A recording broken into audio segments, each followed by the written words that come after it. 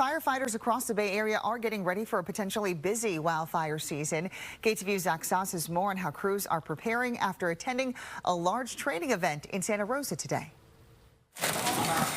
Geared up and going in, 500 firefighters from across the state in Santa Rosa, training on the latest technologies with some of the country's top instructors. Kind of the who's who within the modern fire service, so being able to get trained by them is super beneficial. Adam Elliott, a captain within the Livermore Fire Department. We'll get into these Connex boxes, they'll light fires, we'll see fire behavior. In this exercise, they're working with thermal imaging cameras. Joe Schuler, a co-organizer of the Fire Nuggets NorCal Conference, demonstrating how it works. It's got a screen on here, and it tells us what temperatures, right? It'd be able to locate fire, hidden fire as we call it. The device is similar to tools CAL FIRE uses aboard its helicopters to fight wildfires at night. Much of the training at this 3-day event devoted to structure fires, all the more important with wildfire season now here. And oftentimes there are structure fires taking place as wildland firefighting is taking place. And so there's a lot of tactics that are learned during these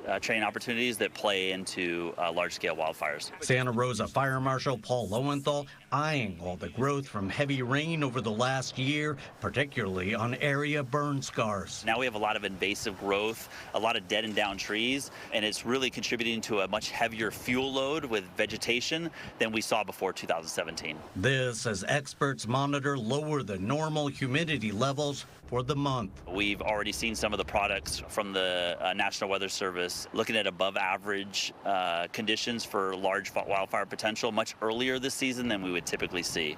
So all that together isn't necessarily to scare our community, it's to let them know what the conditions are like, and hopefully that they'll start adhering to the defensible space, maintaining vegetation management, weed abatement, and just being generally prepared a little bit earlier than they typically would be. And as for Sunday's red flag warning, that goes into effect at 8 in the morning, continuing through Monday, covering Solano County and parts of the Sacramento Valley. In Santa Rosa, Zach Sauce, KTVU, Fox 2 News.